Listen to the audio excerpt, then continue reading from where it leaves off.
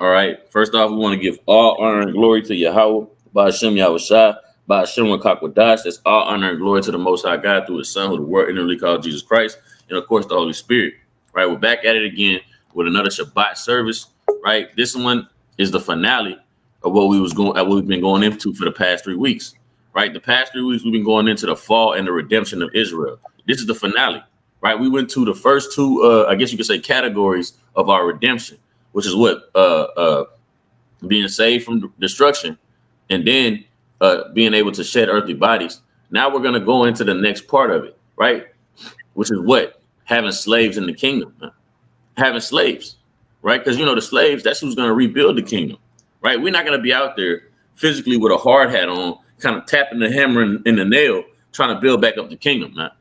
We're not going to be dangling from the little thing, trying to, build up a window, man. We're not doing that. Hey, Esau and other nations, they got to do that, right? We're not going to do that. They got to do that, right? So I'm going to kick it off, right, with an opening precept, right? Salakia.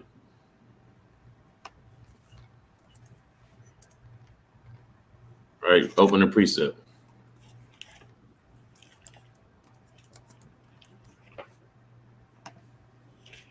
Right, this is the book of 1 Thessalonians,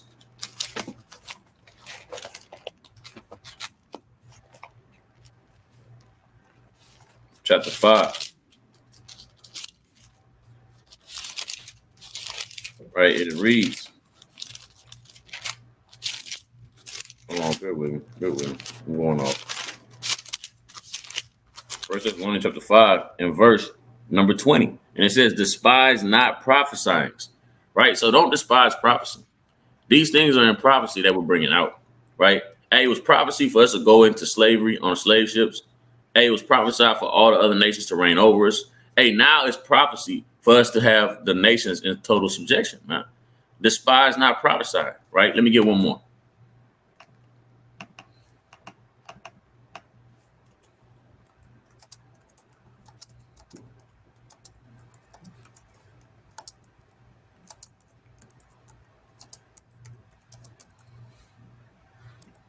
Kind of forgot the precept. Let me get it. All right, it's the book of Numbers,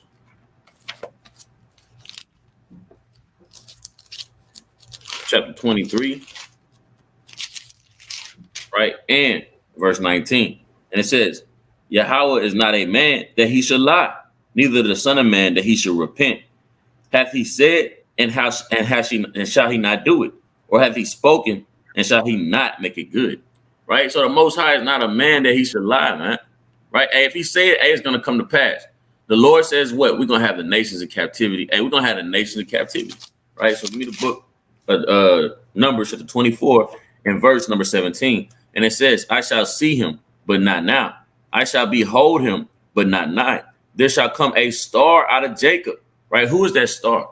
Right? That star is Yahushua. A star out of Jacob, and a scepter shall rise out of Israel, and shall smite the corners of Moab and destroy all the children of Sheph. And Edom shall be a possession. Seir also shall be a possession for his enemies. And Israel shall do valiantly. Out of Jacob shall come he that shall have dominion, and shall destroy him that remaineth of the city. Right? And that's plain. Right? So what? It says Edom going to be a possession. And it says that he that come out of Jacob shall have dominion, man. Right? Reign, authority, right? So literally we're going to have dominion and a possession. What do you kind of do with a possession? You do whatever you want with it, man. Right? And it says Edom shall be a possession. And with that, I'll pass to the next brother. Khan, right? Oh yeah, Khan, y'all can hear me. Khan. Let me get this precept real quick in the book of Isaiah chapter 65, man. Right? This is Isaiah chapter 65 and verse 17. For behold, I create a new heaven, for the former shall not be remembered, nor come into mind. But be ye glad and rejoice forever in that which I create. For behold, I create Jerusalem a rejoicing, and her people a joy. And I will rejoice in Jerusalem and joy in my people. And the voice of weeping shall be no more heard in her, nor the voice of crying. Hey, the voice of weeping no more and crying going to be heard no more in the land of Israel, man. That means what? Nobody's going to be being abused. Nobody's getting raped. Nobody's getting killed. Nobody's getting oppressed. The Israelites are thriving, man. Right, reading on, it says what? There there shall be no more thence a infant of days, nor an old man that have not filled his days, for the child shall die 100 years old, but the sinner being 100 years old shall be accursed, man. Hey, the Lord said, hey, a child is going to be 100 years old, man. Right? And really and truly, when you get into the kingdom, man, we're going to be really living forever, man. For the wages of sin is death, right? And the power and the sting of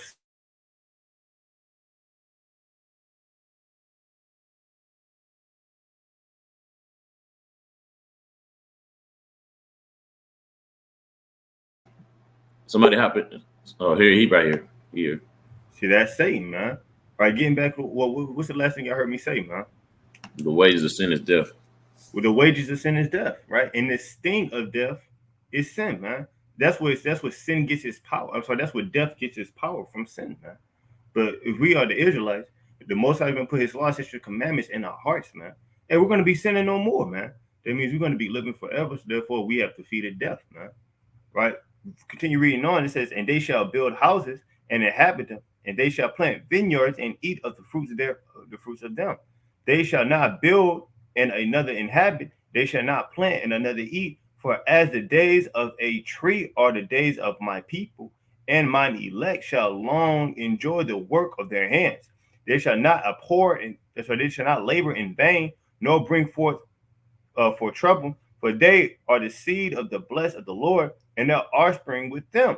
Right? Hey, so what? Whatever we do, man, it's going to come up profitable, man. Whatever we put our hands into is going to be clean, man. Right? And that's what's soon coming to the Israelites, man. Once we return back unto the Lord, get brought into the wilderness, have the laws, statutes, commandments sown within our inward parts, man. But I'm going to pass it to the brother after that. Mighty precept, right? Let me get in there real quick, right, with the book of Wisdom of Solomon, chapter 8, and verse 14. Right, can brothers hear me? Con. Wisdom of Solomon 8 and 14. It says, I shall set the people in order, and the nations shall be subject unto me. Horrible tyrant shall be afraid. Right now, Solomon, and we already know through Solomon's reign, right? Years of peace, years on top of years of peace, right? And Solomon, he's a foreshadowing of the elect. He had the wisdom, knowledge, and understanding of the Lord. He's properly served the Lord to that one incident happened, which we're not going to speak about, right? But on top of that, his reign, his sovereignty, his power through the spirit and power of the Most High, right? It was beyond joyous, right? He said he shall set the people in order, and the nations shall be subject unto him, right? Horrible tyrants shall be afraid when they do but hear of me. Right? Picture that, right? You got the power, right, of Samson. You know, you could destroy nations with a jawbone, right, of a donkey. You got the power of that one brother in the book of 2 Samuel, the 23rd chapter, that brother Gabar brought out last week, right? And the nation, they have no choice but to fear you, right? It says, I should be found good among the multitude and valiant in war, right? So you're going to have the nations in subjection under you, right? Let me get one more precept. I'm going to pass to the next brother. It's the book of Isaiah, chapter 61, and I'll start at verse 4. It says, and they shall build the old waste. They shall raise up the former desolations, right? Because hey, before we get the kingdom, right, we're going to be brought into the wilderness, right? Where then we have to receive that power. You have to be then receive the laws, statutes, commandments, and the order of Yahweh Shem Yahushua. Then the Lord's going to set us back in our land. And then what? The strangers, it says, they shall build up the old waste. They shall raise up the former desolations. Because after all the thermonuclear warfare and the destruction that's in its place, it says, they shall repair the waste cities. It's going to be a lot of desolation, right? And it says, the desolations of many generations. And strangers shall stand and feed your flocks. And the sons of the alien shall be your plowmen and your vine dressers. But ye shall be called the priest of the Lord. Men shall call you the ministers of our God, and ye shall eat the riches of the Gentiles, and in their glory shall ye boast yourselves. Right. So that's what we have to look forward to. Right. It says you're going to eat the riches of the Gentiles and you're going to glory in their infirmities and their weaknesses and them having to work for you. Have to get up at 4 in the morning and go clock in. Right. You're going to glory in that. It'll kind of be like a ha ha moment, like a ha ha I told you so type of moment. Right. But I pass it to the next brother. Everybody brought out mighty points. Uh, I kind of wanted to water the seed that the brother Gabar had planted or whatnot. This is Genesis 49:8. It says, Judah, thou art he whom thy brethren shall praise. Thy hand shall be in the neck of thine enemies. And we know, you know what I'm saying, through the precepts that, of course, this would be talking about Yahweh Shah, because Yahweh Shah would be the one that have that everlasting dominion. Let me keep reading. It says, thy father's children shall bow down before thee. Because, I mean, he would be that king of kings or whatnot. Uh, Judah is a lion's whelp from the prey. My son, thou art gone up. He stooped down. He couched as a lion, and as an old lion, who shall rouse him up? The scepter shall not depart from Judah, nor a lawgiver from between his feet until Shiloh come, and unto him shall the gathering of the people be. So it's going to be the gathering of us, you know what I'm saying, of Israel upon Zion, but then everybody is going to be subject unto us, all these other nations. Now, a precept with that, as far as, Yahweh Shai having the everlasting dominion, let me go into Daniel 7 and 13. It says, I saw in the night visions, and behold, one like the Son of Man came with the clouds of heaven and came to the Ancient of Days, and they brought him near before him. So, of course, that Son of Man would be Yahweh Shai. That Ancient of Days would be, the Most High Yahweh. You know what I'm saying? This is like more so what they say, when Salakia David was like, the Lord said unto my Lord, sit thou at my right hand. Like Yahweh Shai is at the right hand of the Most High. And it says, and there was given him dominion and glory and a kingdom that all people, nations, and languages should serve him. That's everybody. Everybody's going to be subject until Yahweh Shah, but ultimately up until the children of Israel, because we are of his stock. His and all and languages, that all people, nations, and languages should serve him. His dominion is an everlasting dominion which shall not pass away, and his kingdom that which shall not be destroyed. And let me jump down to verse 18. It says, but the saints of the Most High shall take the kingdom and possess the kingdom forever, even forever and ever. So that's making that point. Now let me jump back one time to Genesis 49. I left off at 10. I jumped down to 12. You know what I'm saying? And it says, 11. Binding his foal unto the vine, and his ass's coat unto the choice vine. He washed his garments in wine, and his clothes in the blood of grapes. His eyes shall be red with wine, and his teeth white with milk. So, I mean, with all these different characteristics, you know what I'm saying? Even though it doesn't say Yahweh Shai, we know that he is the Ancient of Days. I mean, not the Ancient of Days. He is the Alpha and Omega, you know what I'm saying? The beginning and the end, and he's in the volume of the book, you know what I'm saying? And it says what his garments is washed in wine and his clothes in the blood of grapes. But he's not physically out there, treading grapes or whatnot. You know what I'm saying? That'll be when he comes back, of course, the destruction, he gonna wreak havoc on these other nations, you know what I'm saying, or the heathen in general. You know what I'm saying? So I got one more and I'll pass it. This is Isaiah 63. From the top, it says, who is this that cometh from Edom with dyed garments from Basra? Now, of course, this is talking about the Edomite nations because, the earth is given into the hand of the wicked, and we know that the Edomites have a stronghold on all the nations, but ultimately it's going to be, this is going to be upon all heathen. Said, who is he that cometh from Edom with dyed garments from Bosra?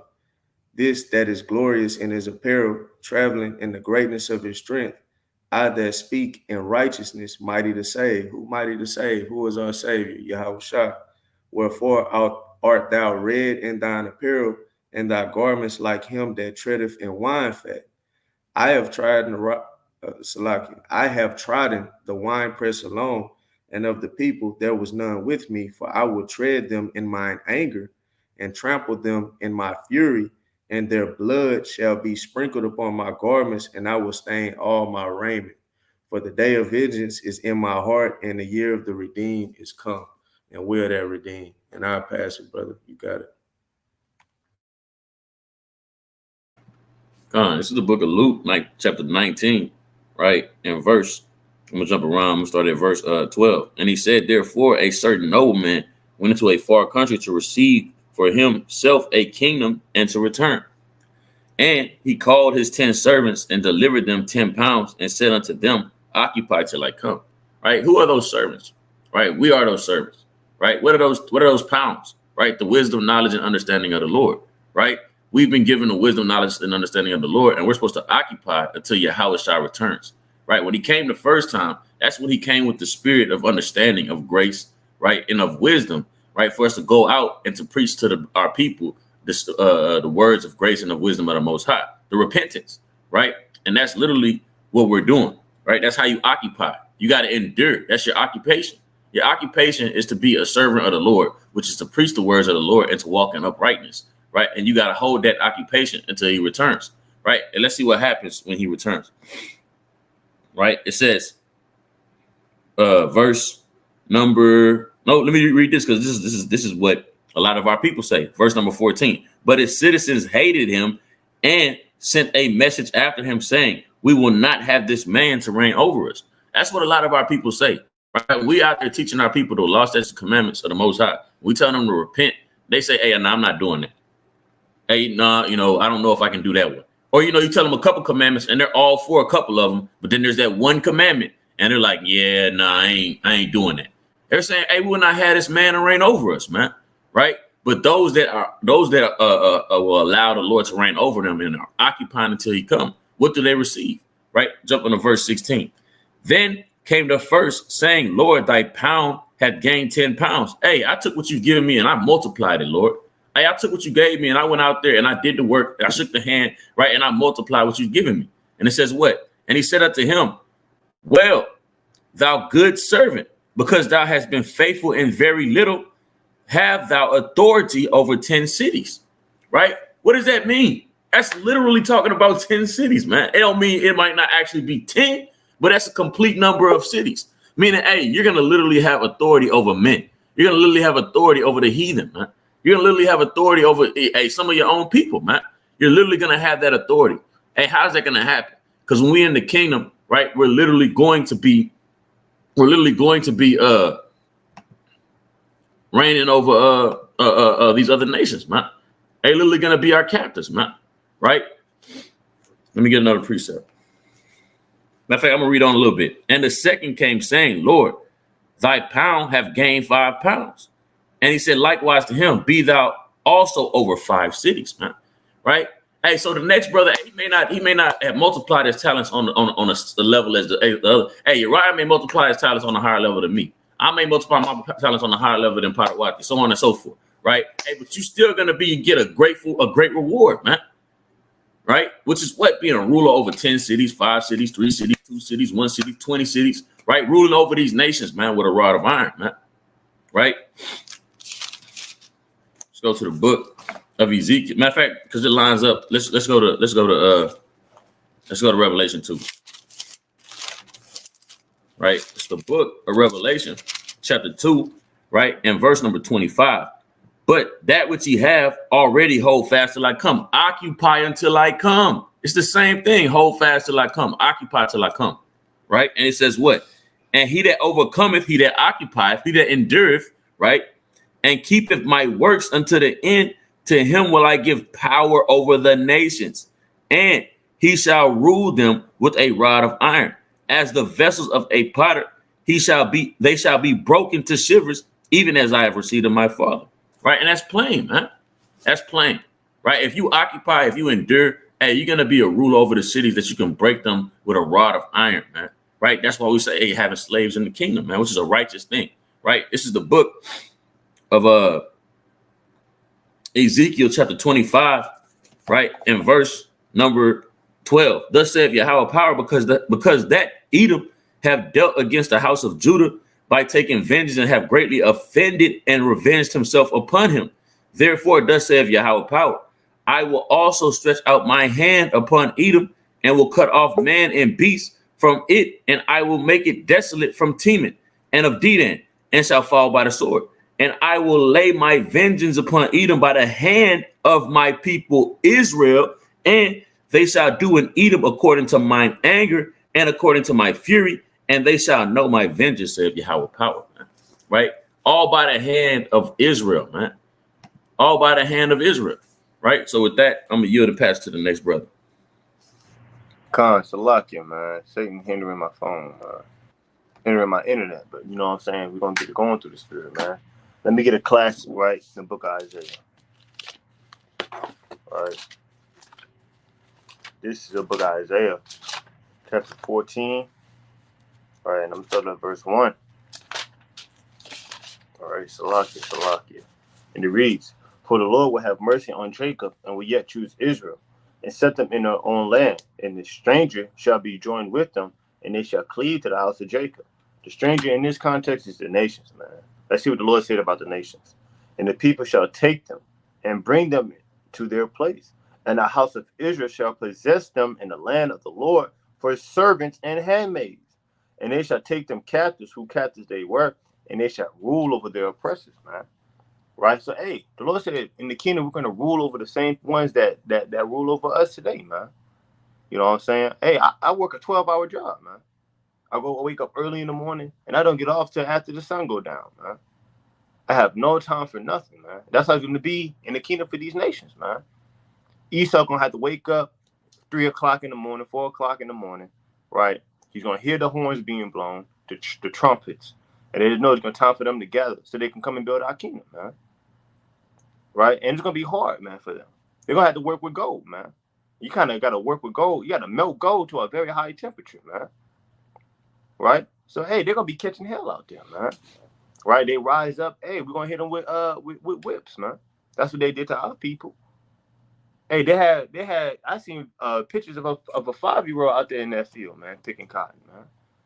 Their little 5-year-old's gonna be out there, you know what I'm saying, doing woodwork, man, carrying big stones, man, making big rocks into little rocks.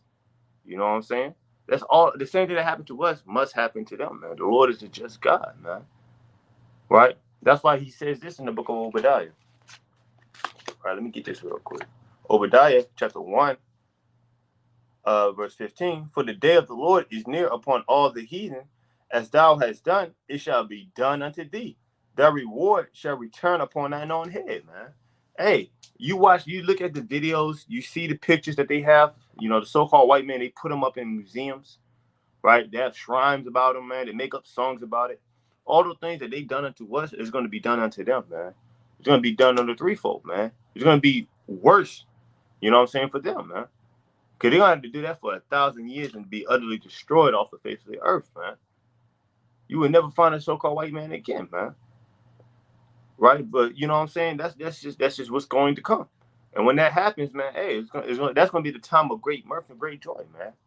And I'm led to believe, I'm not going to lie to you, you know what I'm saying, that the Most High is going to make a holy day about that, man. The destruction of Babylon the Great. Hey, the destruction of the so-called Edomite, man. Hey, the dedication of New Jerusalem. Hey, I can't wait for these things, man. Right? But with that, I'm going to pass it to the next brother. Come, right? So, like, your mighty points, right? I'm gonna continue on with the point that you was making, though, right? Because we went through it. So, surely, if the Lord is a just God, they have to go through it, right? And it's the book of Isaiah, chapter 51, Salaki in verse 22. It's Salaki 21. says, therefore, hear now this, thou afflicted and drunken, but now with wine, right? Because we're afflicted, right? And we're on a spiritual level, we're drunk. We're drunk in this society, our nation, right? It says, thus said the Lord thy God, and thy God that pleadeth the cause of his people. Behold, I have taken out of thine hand the cup of trembling, even the dregs of the cup of my fury. Thou shalt no more drink it again, right? And under the Lord's fury, we have to go through these harsh oppressions, right? We have to go through these harsh atrocities, right? We have to go through slavery. We have to go through trying to make a struggling from paycheck to paycheck, right? We have to go through gang violence within our nation, right? Brothers hating brothers, right? Domestic violence, all these things that could utterly destroy a nation, right? Things that are very detrimental to our society, right? These are our afflictions. It says, behold, I have taken out of thine hand the cup of trembling, even the dregs of the cup of my fury.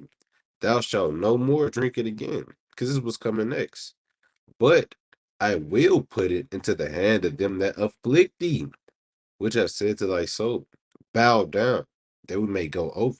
So the Lord said that things, right, that we have to go through, he's going to take that away from us. He's going to put it all upon our enemies who afflict us, who tell us to lay down or get down, right? It says, and thou hast laid thy body as the ground and as the street, so them that went over. And that's what we do, right? But that's what's going to come. It tell you that in the book of Deuteronomy, 30th chapter. We bring it out all the time. If we return to the Lord, in verse 7, and tell you what, he's going to put these curses, these very detrimental things to our society, he's going to put it on our enemies and all of them that hate us, right? And how much, hey, we was afflicted in a horrible way, but how much more are the heathen going to catch that? Right, let's grab a precept real quick in Wisdom of Solomon, chapter 12, verse 22. The scriptures say this, right? Wisdom of Solomon 12 and 22. Therefore, whereas thou hast chosen us, thou scourgest our enemies 8,000. So, like you, whereas thou dost chasten us, thou scourgest our enemies 1,000 times more, to the intent that when we judge, we should carefully think of thy goodness, and we ourselves are judged. We should look for mercy. He said, we've been afflicted, but they're going to be afflicted 1,000 times moreover. And it's going to be very grievous, but it's going to be a very joyful day for Israel, right? I'm going to grab one more precept. I'm going to pass it on. The book of Sirach, chapter 35, and verse 18. And it reads, for the Lord will not be slack, neither will the mighty be patient toward them, till he have smitten in sunder the loins of the unmerciful. And who's more unmerciful than the so-called white man? Who's more unmerciful than those that afflict us day in and day out, right? Those that literally had us at bondage. And I'm not just talking about the Edomites. I'm talking about every nation on this earth, right? Every nation that took us into captivity. Every nation forward the affliction caused us to be in the position that we're in right now, right? Got us groping, got our elders groping at noonday, right? Got children saying that they're gay, don't even understand what that word means, don't even hardly much know how to spell it, right? It says, till he you got children saying that they're agnostic. What does that even mean? You don't you don't even know much about God and you say you don't believe in him. 14 years old, 12 years old. But these are all to the things that our enemies have done to our minds. Right? It says, till he have smitten in sunder the loins of the unmerciful, and repaid vengeance to the heathen, till he have taken away the multitude of the proud, and broken the scepter of the unrighteous. So the Lord says he's going to break the rulership. He's going to destroy the strongholds, right, that are unrighteous. Till he have rendered to every man according to his deeds, and to the works of men according to their devices. Till he have judged the cause of his people, and made them to rejoice in his mercy. And when we rejoice in the Lord's mercy, what that means, what? We're back on rulership. Our enemies are now us under us, right? Our foot is on their neck, right? That I yield. Uh, uh, I'm gonna bring out that classic that you was talking about, just in case there might be somebody out there that didn't read it in Deuteronomy 30. Then I'm gonna go on from there. So I'm gonna start from the top. It says, "And it shall come to pass when all these things are come upon thee, the blessing and the curse, which will be out of Deuteronomy 28, which I have set before thee, and thou shalt call them to mind among all the nations, whither the Lord thy God hath driven thee. And thou shalt return unto the Lord thy God, and shalt obey his voice according to all I command thee this day, thou and thy children, with all thy heart and with all thy soul," which is what's happening, now on a major level. We're waking up. Then that then the Lord thy God will turn thy captivity and have compassion upon thee, and will return and gather thee from all the nations whither the Lord hath scattered thee. I'm gonna jump down to verse 6. And it says, "And the Lord thy God will circumcise thine heart and the heart of thy seed to love the Lord thy God with all thine heart and with all thy soul, that thou mayest live." You know what I'm saying? That's kind of going into, when we're coming into that new covenant. But here's the point. Verse 7. "And the Lord thy God will put all these curses upon thine enemies and on them that hate thee, which persecuted thee." Because, you know what I'm saying, we'll be set up on high, like we always bring out. They're going to be brought down low. They're going to be in subjection to us. So let me jump to Amos. I'm going to go to 9, and I'm going to start at 10, because even though that's going to happen, what people got to understand is, even though you Israel, you know what I'm saying, even though, as far as a nation, you know what I'm saying, that we will be set up on high, every man has to work out their own salvation. Every individual has to work out their own salvation. So just because you're part of the nation, if you're not doing what the Lord requires you, you know what I'm saying, you're going to seek some type, or you're going to have some type of specific judgment to you as well. But all right, verse 10, it says, "All the sinners of my people shall die by the sword, which say the evil shall not overtake us nor prevent us."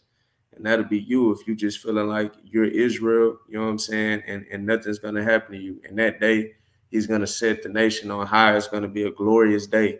Like, no, if you're not doing what the Lord say, it's going to be detrimental to you as well.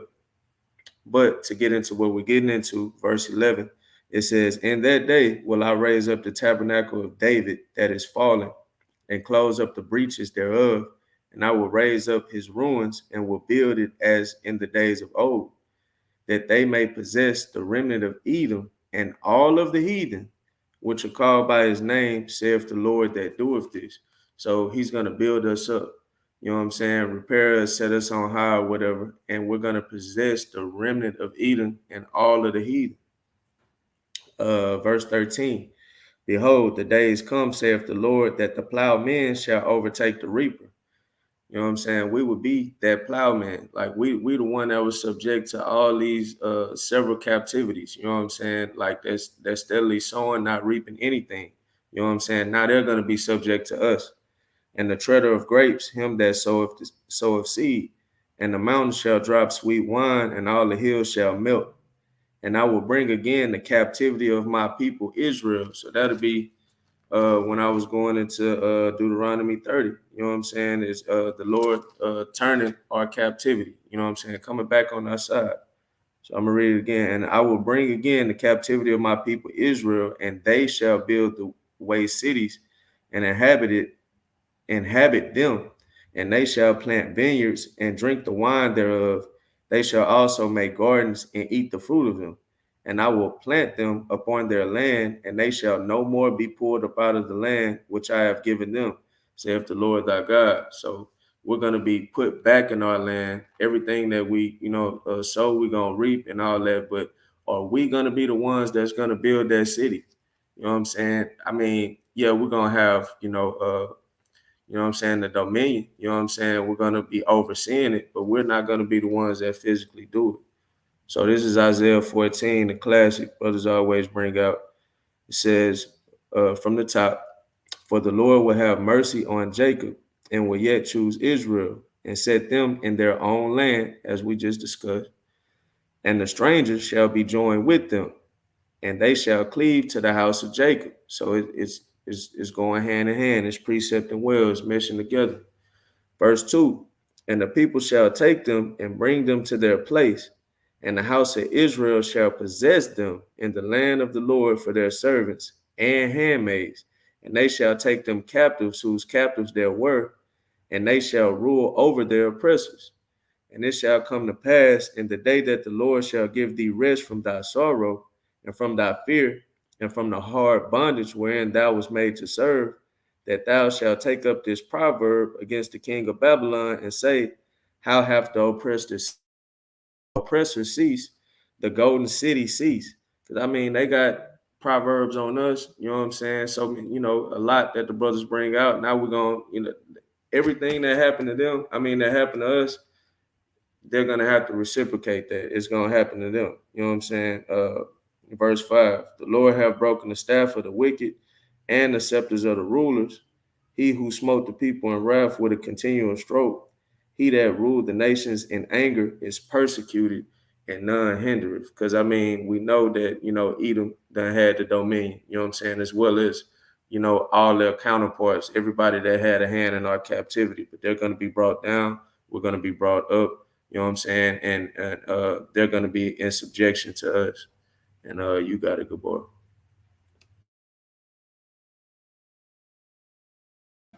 Right. You're on mute. That's right. It was mighty precepts, man. Let me get a couple in there. All right, let's go back to Deuteronomy real quick, man. All right. It's the book of Deuteronomy chapter 28. Right. Because everything, Moses told us what was going to happen. If we did certain things and if we didn't do certain things. We got to understand when we go into these last days, we get into the kingdom, we are doing these things that the Lord said for us to do. And he told you what's going to happen when we do the things that he said for us to do. This is Deuteronomy 28 and verse 1. And it shall come to pass, if thou shalt hearken diligently unto the voice of Yahweh thy power to observe to do all his commandments, which I command thee this day, Yahweh thy power will set thee on high above all the nations of the earth. Right? So we're going to be above all the nations of the earth. Why? Because we'll be keeping the commandments of the Lord. That's why it's imperative that right now that we keep the commandments of the Lord. That's why it's imperative that right now that we come back to our ways and our heritage of serving the Lord, man, so we can be partakers of these blessings. Verse 2, and all these blessings shall come upon thee and overtake thee if thou hearken to the voice of Yahweh thy power. Right? I'm going to jump to verse 7. The Lord shall cause thine enemies that rise up against thee to be smitten before thy face. They shall come out against thee one way and flee before thee 7 ways. Right? That's plain. So the Lord says, hey, when you keeping the commandments, hey, your enemies are going to flee from before your face. They ain't going to want nothing to do with us, man. So in that day, hey, we'll be keeping the commandments of the Lord, right? And we'll be keeping them perfectly because what? He's going to actually put his laws in our inward parts, as it says in the book of Jeremiah 30 and 31, as it says in the book of Hebrews 8 and 8, man, on down, right? So we'll be keeping the commandments. So our enemies will be fleeing many ways from before our face, man, right? And we'll be above all nations, as it says, right? Verse, let me get another one. It says verse 10, and all people of the earth shall see that thou art called by the name of the Most High, and they shall be afraid of thee. That's plain. They say, hey, they shall be afraid of thee, man. They're gonna be scared of us, man. Terrified. So when somebody's terrified of you, you kind of tell them what to do. Are they bucking up against you? No, man, they doing what you tell them to do, man. They kind of walking away with their head down, man. I'm gonna do it. So yeah, they're gonna be our servants, man. Because we'll be keeping the commandments of the Lord, and we got to rehearse those things from now, right? Let's go to the book of Jeremiah, right? Man, we ain't got enough time for all the precepts on this matter, right? So book of Jeremiah, chapter 30 and verse number 16. Therefore, all they that devour thee shall be devoured, and all thine adversaries, every one of them, shall go into captivity. And they that spoil thee shall be a spoil, and they that prey upon thee will I give for a prey. And that's plain. Every last one of them got to go into captivity, man. All the nations. The Lord says every one of them, right? Let's go to First Maccabees. Let's see if, it was just a few nations, right? First Maccabees chapter 2, right? In verse number 10. And it says, So like it. Second Maccabees. No, that's first Maccabees. That's chapter 3. First Maccabees chapter 2 and verse 10. And it says, what nation have not had a part in her kingdom and gotten of her spoils? That's a rhetorical question. Understanding that all nations have played part in the kingdom and gotten of our spoils. So every last one of them are going to be for a prey. Every last one of them got to go into captivity, man. That's thus saith the Lord. Right? Let's get one more and I'm going to pass it. Let's go to the book of 2nd Ezra. Matter of fact, two more. 2nd Ezra chapter 6, right? And verse number 8. And it says, and as he said unto me, from Abraham unto Isaac, when Jacob and Esau were born, of him Jacob's hand held first the heel of Esau. For Esau is the end of the world, and Jacob is the beginning of that which follow it. That world is talking about rulership, right? Esau's rulership is it's the end of the world, right? And Jacob is the beginning that will follow, meaning we'll be the ruling class, man. Everybody will be under us. And they got to kind of come to us for a loan. Kind of could deny it. Kind of look it up. Yeah, looking here at your credit score. I'm not even looking at your credit score. I'm just looking at you like, I don't like you, boy. Deny. You know, it's kind of how they do us. I ain't even gave you my social security number yet. What you mean I'm denied? Yeah, but you're black. So I'm doing the same way. Yeah, but you're Esau. Denied. Get back to the fields, boy. You better not be. Hey, matter of fact, I'm going to call Potter. You're late. Hey, he was in here trying to get a loan. Yeah, work his ass extra hard today. You know, that's how we're going to move, man. Right? Get Daniel real quick, man. Right, pass it to the brothers. Brothers, we got to move promptly. We got to close out. We got 9 minutes. Right? It's the book of Daniel, chapter 2 and verse 44. And in the days of these kings, shall the Most High of heaven set up a kingdom which shall never be destroyed, and the kingdom shall not be left to other people, but it shall break in pieces and consume all these kingdoms, and it shall stand forever. For as thou hast sawest, the stone was cut out of the mountain without hands, and that it break in pieces the iron, brass, and the clay, the silver, and of the gold, the great power hath made known to the king what shall come to pass hereafter. And the dream is certain, and the interpretation thereof sure. Hey, this is for sure going to happen, man. It's for sure, as we read earlier, the Most High is not a man that he should lie. Right, so with that, I yield. Brothers, we got 8 minutes. Go on, let me get this precept real quick in the book of Isaiah, chapter 16, verse 12. It says what? For the nation and kingdom that would not serve thee shall perish. Yea, those nations shall be utterly wasted, man. Hey, a nation's going to try to rise up against the nation of Israel, and then out of nowhere, they're going to have a damn drought, man. You're going to have a drought. Or maybe you got fire and brimstone raining down from the heavens, man. Or maybe all the beasts of the field are going to move their place, man. Right? The Most High, he can dry up all the seas, man, around that nation. Now they got to come to us. Hey, Israel, can we please have some water? No nation would deal with us. No nation is going to give us water. Can you please give us water to drink? We're going to say, I don't know. Most High, do you want them to have water or do you want them to die, man? Hey, that's how it's going to be when that time to come, man. Right? Nations going to be flocking to the land of Israel, man. And I'm talking about they're going to be kind of elbowing each other just to get to the house, just to get to the Israelites, man. To start knocking at the doors, at the walls, man. Please, please, please let us in. Let us serve you. Let us be your maids, man. Let us be your nursing your nursing fathers, man. Right? This is the book of Isaiah, chapter 2 and verse 1. It says, what? The word that Isaiah, the son of Amos, saw concerning Judah and Jerusalem. And it shall come to pass in the last days that the mountain of the Lord's house shall be established in the top of the mountains, and shall be exalted above the hills, and all nations shall flow unto it. And many people shall go and say, come ye, and let us go up to the mountain of the Lord, to the house of the God of Jacob, and he will teach us his ways, and we will walk in his paths. For out of Zion shall go forth the law, and the word of the Lord from Jerusalem.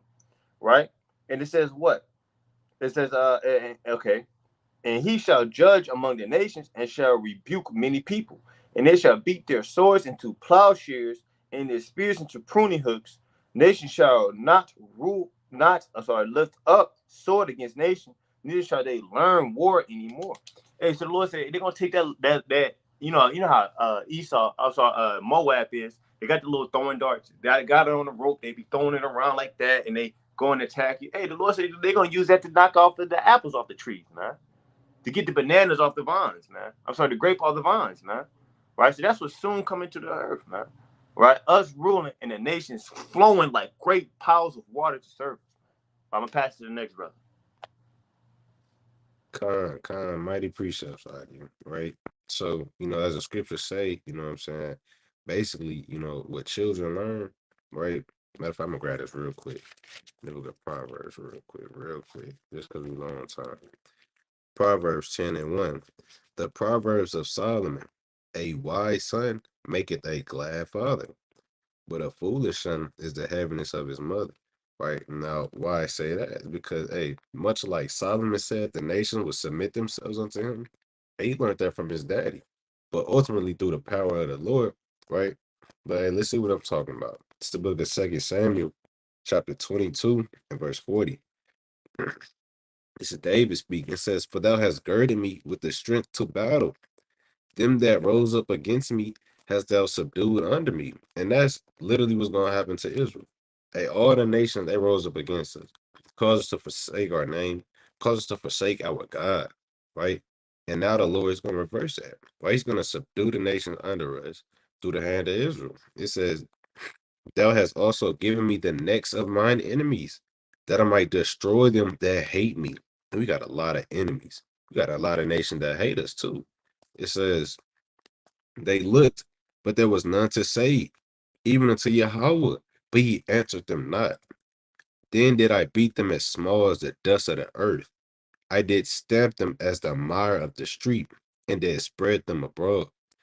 Thou also hast delivered me from the strivings of my people. Thou hast kept me to be the head of the heathen." Right? Much like Yahweh Shah said.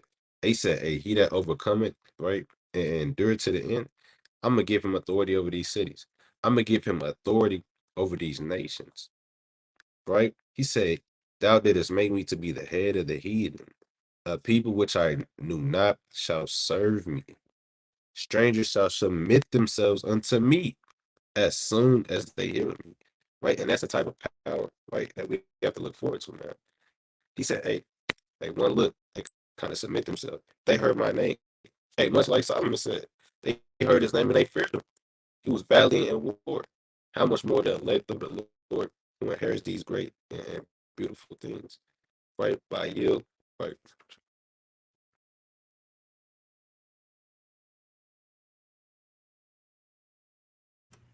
All right, Khan. I'm gonna grab Baruch 4 and 24, and it says, "Like as now the neighbors of Zion have seen your captivity." So our neighbors, you know what I'm saying, in this instinct, in this aspect, it'll be, all the nations, kind of like what Gabar brought out. All the people surrounding us, they have seen or had a hand in our captivity. What nation have not had a hand in our spoil? So shall they shortly see your salvation from our God, which shall come upon you with great glory and brightness of the everlasting. My children, suffer patiently the wrath that is come upon you from Yahweh, for thine enemy have persecuted thee. But shortly thou shalt see his destruction and shalt tread upon his neck.